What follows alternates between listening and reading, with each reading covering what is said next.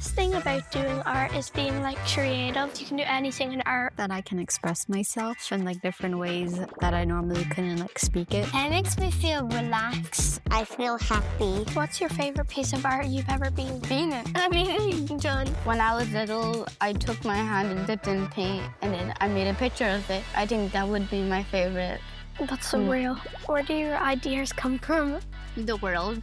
From the things that are my favorite. So I drew a panda. Baby pandas are the cutest, probably. My imagination. I like making like things that aren't real. Just try it because there's no right way to do art. Like it's different for everybody. You got this. Everything will look good. Just about creativity, it's not about perfection. What if people don't like your drawing? How would you feel? I'd feel like Kira. I wouldn't feel any different.